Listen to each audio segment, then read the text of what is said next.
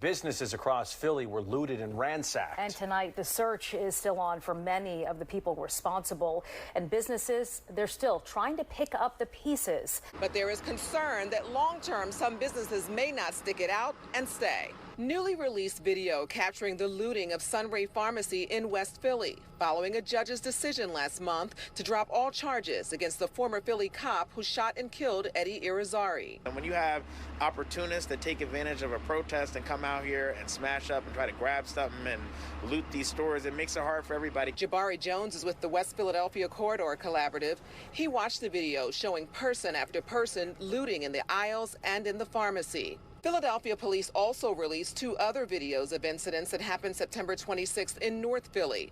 This one shows the break-in at a pharmacy on North 22nd Street, and another on West Lehigh, showing crowds inside a store.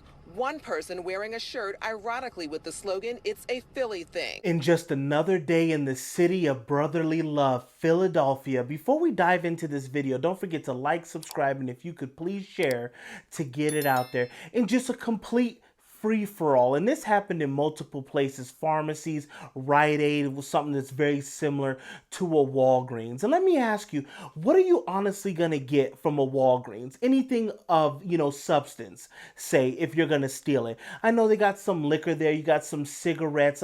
What are you gonna have of value? Something that you could perhaps steal and sell for that much more. Most of these young punk kids are just going in there and stealing this stuff for no reason whatsoever. So how can you expect these businesses to stay there? For what?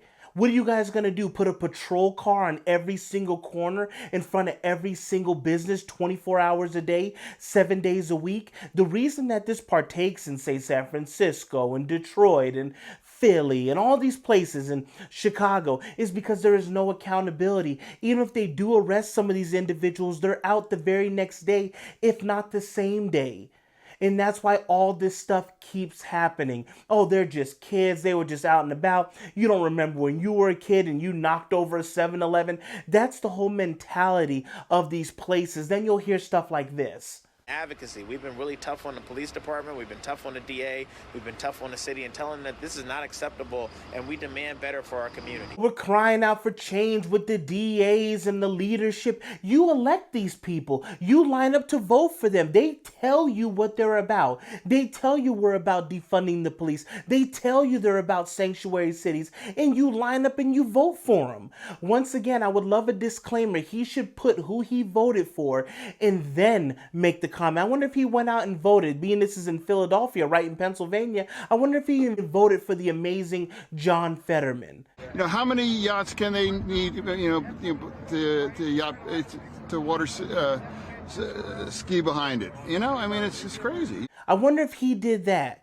I wouldn't doubt it. These people just fall in line. Then once they get the results that they're not satisfied with, then they have a problem. So they finally released this footage for everyone to see. And you can see that, just once one comes in, they almost come in just like a hornet's nest. They're just swarming every single thing. You even have somebody right here stealing the whole cash register, right? And he's dragging the pad on the floor. You can tell he can't really get it unhooked and all that. How much money are you really going to get from a cash register, right, at this Rite Aid or this pharmacy? You know what? Probably about like $120 somewhere around there, if that. So all this trouble that you're going through to hop behind the counter, take this register, to drag the pad, he's on the bicycle, so he's going to ride down the street, dragging the whole thing, the whole system up. How much money, is this really worth the trouble? The reason that they do this is because they know they're not going to get caught. Or you'll even see in other aspects of the video that they're stealing toilet paper. That's what they're going in and stealing, is toilet paper. So that goes to show you right there, they're just stealing just to be stealing. The parents are non-existent. If you find any of these and you ask them where their parents are, I don't know, dad's probably at the casino, mom's probably out and about, who knows? There's no parenting, no oversight, and that's why it's just lawlessness, just a complete hellscape where people can just go and do whatever they want. So they go in there, they realize, man, I'm inside this. What are those over here? Some bubble gum, here's some, some coffee. Oh, let's just steal some toilet paper. That's what we're going to do. You're going to sling that on the streets?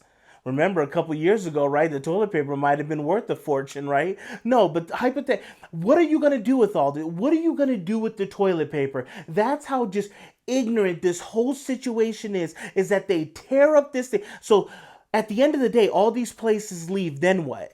So now when you need to go get some toilet paper, say from the Rite Aid, it ain't there no more. Or let me go up the street to the Target. They're not there anymore. All right, well, the Walmart has to. They're gone. Oh, let me go get some coffee from Starbucks. They're gone. That's what's going to end up happening. And you're just going to have a completely just lawless society. None of this stuff is corrected, which shows there's only one possibility. They're okay with all this happening. It's not appropriate. We're not talking about mob actions. I didn't say that. What happened? Hold on a second, okay? Respectfully, these large gatherings, just hold on a second, y'all. I promise you, we have time to talk. It's important that we speak of these dynamics in an appropriate way. And then some people be like, man, at least I'm safe. At least I wasn't at the pharmacy for that night or any of these other places or the Rite Aid. Oh, rest assured, they'll get to you too. We have cars just parked out. It seems like in a fairly decent looking neighborhood where the kids are just walking down, busting out every single window on a van, on all the, just busting out every single window. Why? No, not to go in. Even the gentleman's talking about it. There was no damage to the steering column. They didn't take anything. They just busted the windows just to tear it up. And once again, this is your lawless society. Zero parenting, zero accountability, and these kids have no future. Because if this is what they're doing now, what's the odds of them getting a 9-to-5 or trying to better their situation? And you got this happening everywhere with no end in sight whatsoever. But I tell you what, I don't know about you, but I'm going to go to bed.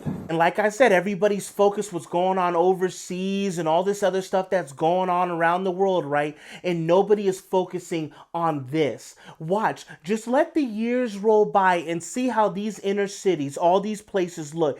They are getting worse. They're not getting any better. They're okay with sending billions and billions of dollars, secure the borders of Ukraine and all this other stuff, arm their citizens over there, but they're not doing anything to fix these problems. You're going to start to see some of these places, just give it a little bit of time. You're not going to be able to walk down the street whatsoever.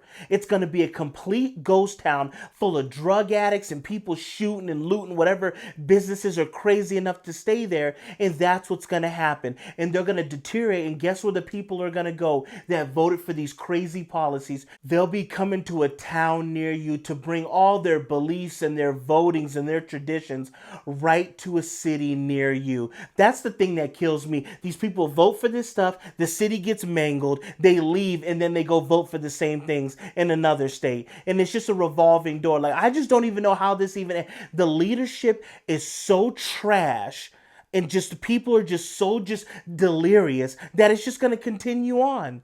So I would love to know your guys' thoughts. How does this situation end? Would there ever be a point in time in, say, Philadelphia, Chicago, all these places, San Francisco, where it will be like a vibrant place, right? Where there's no theft, where there's no like 30 plus shootings on a weekend or anything like that? Or do you think this is what they will be and they're just going to stay the pace, or they're going to consistently get worse? Because that's my outlook. This is going to continue to get worse and nothing's going to change because the people don't care, and they don't care on purpose. Because it's all part of the plan. So thank you guys for watching. Thank you guys for tuning in. Don't forget to like, subscribe, and if you guys could please share so we can get it out there. And I will catch you guys on the next one.